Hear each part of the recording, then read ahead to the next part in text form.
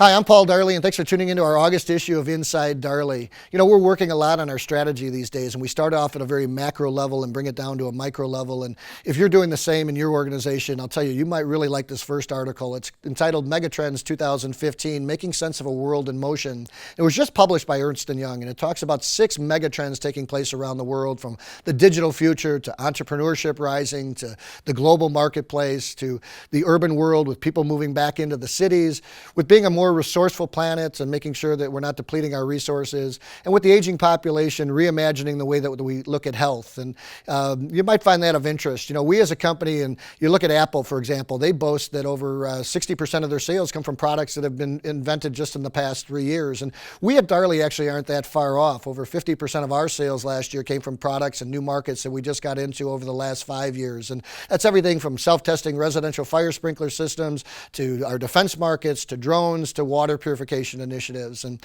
you know, with that vein, with water purification, on August 20th, we're going to be having our first annual H2 Open, and we've coupled up with the Rotary Club to help their water initiatives around the world. And this fundraiser will be going to particularly help water initiatives over in Nepal, which is still suffering. You know, as you look to go into these new markets, I'll tell you, you've got to ask yourself a lot of questions. Who's going to manage it? You know, will your infrastructure handle it? How are you going to go and leverage your current business model and strategy into these new markets? And as you look into this matrix to my side here, you know, selling new products to your current customers, you know, that's not too bad.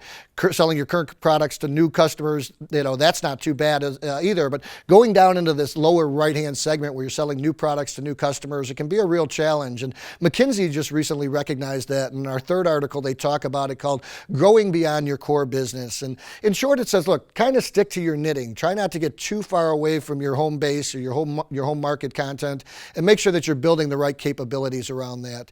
And if you're looking to go into new markets and new customers with new products, I'll tell you, I'd also encourage you to take a look at Michael Porter's 5 Forces analysis. It's something that we always look at whenever we go into new markets.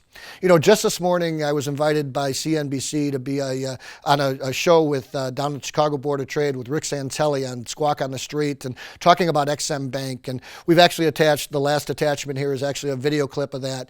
And in short, XM Bank helps all U.S. companies, whether you're a large business or a small business, get your products into export markets. We utilize them incredibly, and I'll tell you, our company exports wouldn't be near what they are without this. And there's a lot of misinformation out there on XM, but in short, I'll tell you, we would encourage you to reach out to your congressman. Congress did not reauthorize their bank charter back on June 30th. The bank's been around since 1934. Last year generated $675 million in profit back to the U.S. Treasury, over $7 billion over the last 2 decades alone, if you can imagine. And it's credited with contributing to 164,000 jobs. There's 89 other countries around the world with similar programs. So hopefully you'll reach out to your congressman and ask them to support that.